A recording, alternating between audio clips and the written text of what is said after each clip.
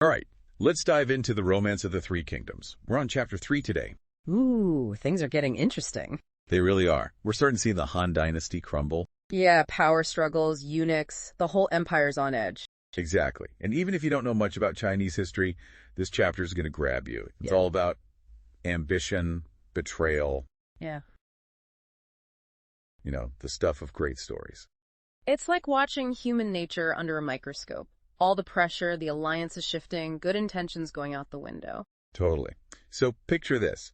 You have this young emperor, basically a puppet for these scheming eunuchs. And no one's happy about it. Nope. Especially Cao Cao, the guy we met back in chapter 1. He's smart. He sees the danger. But he knows bringing in outside forces is a risky move. Like fighting fire with fire. Yeah, more like gasoline. And get this, he even predicts who will cause the chaos. He says, and I'm quoting here, the one who will plunge the empire into chaos is Heen. Talk about foreshadowing. Sounds right. Seriously. And who is Heen? He's this powerful general. He's obsessed with taking down the eunuchs. He thinks he can control everything, but he's playing a dangerous game. And who does he call for help? Oh, just Dongzuo. Dongzuo. You mean the ambitious general with a massive army out west? The one and only. And Dongzuo sees this as his golden ticket. I mean, you're a powerful warlord, and the door to the capital just swings open. It's tempting, right? Incredibly. He crafts this message to the court, making himself sound like the empire's savior, but underneath. Pure ambition. Yeah, this guy is hungry for power, and it's going to have some nasty consequences. Oh, and don't forget his advisor, Li Ru. This guy's a master strategist. Together, they're a force of nature, cunning, ambitious, and utterly ruthless. Meanwhile, back in the capital, Heen is getting some seriously mixed advice. You've got Zheng Tai and this respected scholar, Lu Ji. They both warn him about Dongzuo. Big time. They're like, dude, this is a terrible idea. This guy's going to eat you alive. It's like they can see the future. They know inviting Dongzuo is a recipe for disaster, but Heen's blinded by ambition. He can't see the bigger picture. Classic hubris. Thinks he can control Dongzuo. But he's so wrong. And you know what's even more telling? What's that? All these government officials, the ones who've seen it all, they start fleeing the capital. They know what's coming. It's like watching a ship about to sink. Everyone can see the danger except the captain who refuses to change course. Perfect analogy. And the eunuchs. They're not just going to sit around and wait. Oh no, they realize Heen's a threat. Absolutely. So they hatch this desperate plan to get rid of him. And they still have some influence over the Empress Dowager, the emperor's mother. So they use her, manipulate her into summoning Heen to the palace. It's a classic trap. And Heen's advisors, they see right through it. Qianlin, Yuan Shao, even Cao Cao, they're all begging him not to go. Dude, it's a setup, but Heen... He doesn't listen.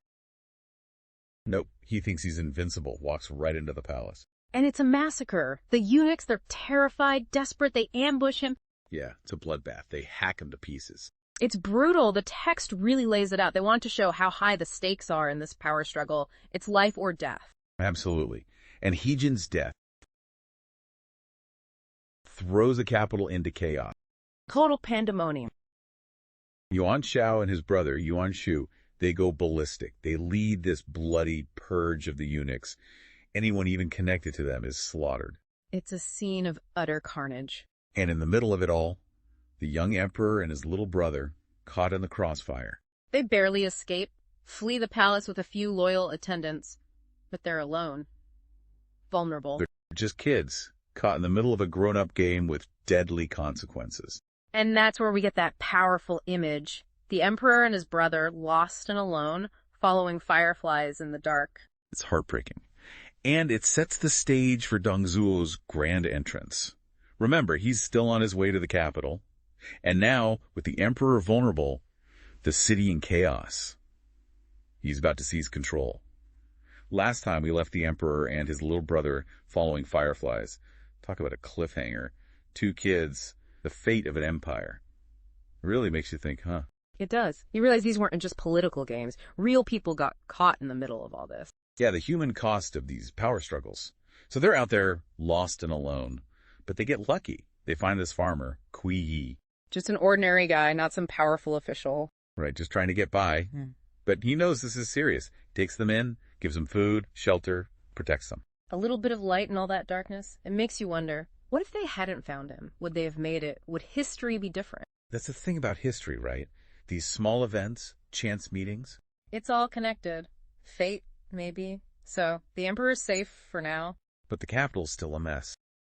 Oh yeah, word gets out that he's missing. Eventually, some loyal officials put together a search party. Including Mingon. Yeah. And the Grand Tutor.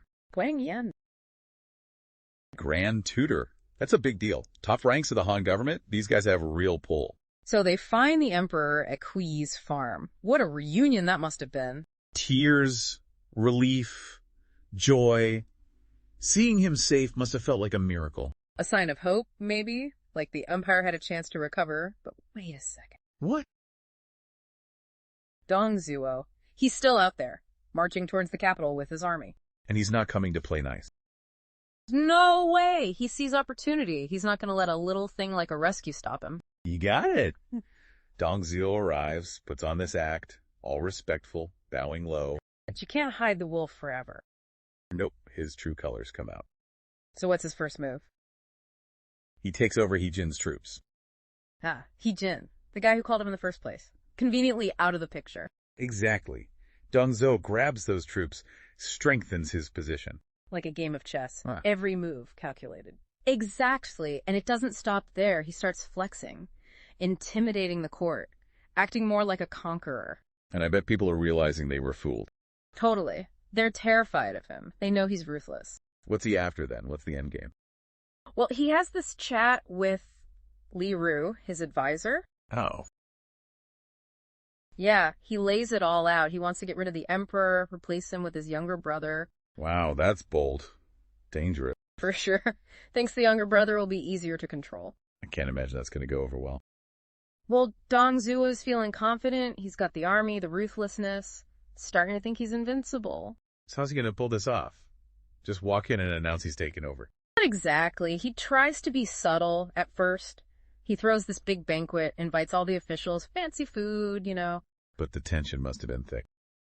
You bet. Everyone watching his every move. Like a mafia movie. Yeah. You know, the Don hosting dinner, but everyone knows there's business to discuss. Exactly. And then, bam, Dong Zhuai uses the banquet to announce his plan. Just casually mentions he's thinking of replacing the emperor. I bet there was a lot of choking on wine at that moment. Probably, but not everyone's willing to just go along with it. Okay, so who's going to stand up to him? This guy's practically a tyrant. Well, this guy Ding Yuan steps up, provincial governor, military leader. And he's got a history with Dongzuo. What's the story there? Earlier, Dongzuo tried to bribe one of Ding Yuan's men. Didn't work, but it created some bad blood. So he calls Dongzuo out at the banquet. He does. Gives this speech. Condemns Dongzuo, calls him a traitor to the Han dynasty. It's a David and Goliath moment.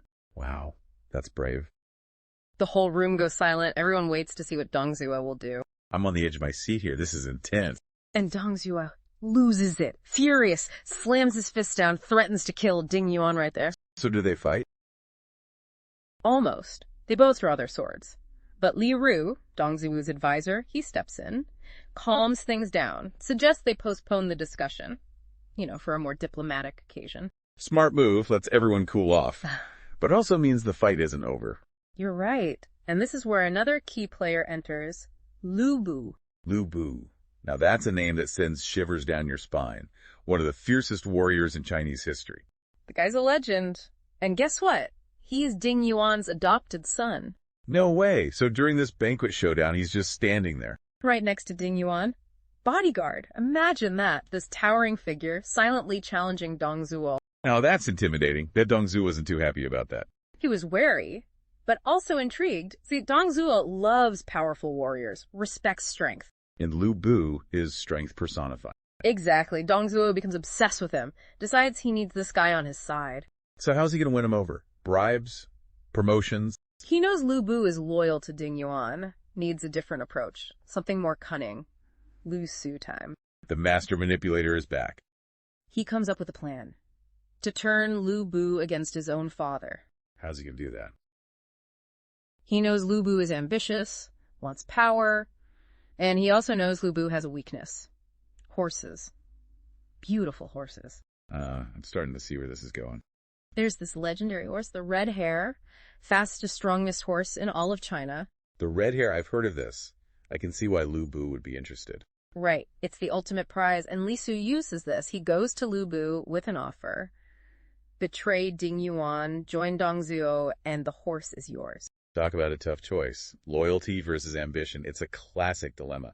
Man, what a cliffhanger. Lu Bu, the red hare, betraying his own father. You had a feel for the guy, right? Sort of. Well, ambition can be a powerful drug, and Li Su knows how to push those buttons. He plays on Lu Bu's insecurities, telling him Ding Yuan's holding him back, that he'll reach true greatness with Dong Zhuo. It's that classic temptation, isn't it? Power, glory. It can make people do crazy things. But let's be real, switching sides for a horse. Hey, the red hare wasn't just any horse. Legendary speed, strength. It was a symbol, and Lu Bu is all about symbols. But yeah, it's a betrayal that cuts deep. You gotta wonder if he ever regretted it. So, how does this play out? Does he just ride up to Ding Yuan and say, "Hey Dad, sorry, but I want that horse"? Not quite. It's much more brutal. Lu Bu goes into Ding Yuan's tent at night, armed with his halberd, strikes him down in his sleep. Wow. Cold-blooded. You could really feel the power shifting at that moment. Dong Zhuo is in control now. Absolutely. He's got Lu Bu, the ultimate warrior, on his side. The court is terrified. Nobody dares challenge him. It seems like his plan to kick out the emperor is a done deal. But hold on. Didn't Yuan Shao challenge him? From what I remember, he stood up to Dong Zhuo. He did. Remember, Dong Zhuo wanted to announce the emperor's removal at that banquet, but Li Ru intervened, suggested a more official setting. Right, so Dong Zhuo gathers everyone, makes his announcement. Lu Bu's right there beside him, looking menacing. You can practically hear the whispers, the fear in the room, and it's Yuan Shao who steps up. He's furious. Calls Dong Zhuo a traitor, reminds everyone of their loyalty to the Han dynasty. Talk about guts. Facing down a tyrant, especially with Lu Bu backing him up. It's an incredible moment. They both draw their swords. The tension is so thick you could cut it with a knife. So what happens? A showdown? A duel? Not quite. It becomes this war of words. Other officials, scared things will get out of hand, plead for calm. Dong Zhuo, maybe realizing he pushed too far, agrees to hold off. A temporary truce then. But it feels like the calm before the storm. Definitely. Chapter 3 ends there, this uneasy standoff. Dong Zhuo in charge, but the seeds of rebellion have been planted. Yuan Shao's defiance shows that not everyone's going to take this lying down. So we end on this note of uncertainty. What's going to happen next? Will Yuan Shao rally a resistance? Will Lu Bu regret his choice? Man, this story just keeps getting more and more gripping. It really does, and that's the beauty of the Three Kingdoms. It's a tale of ambition, betrayal, loyalty, and the constant struggle for power.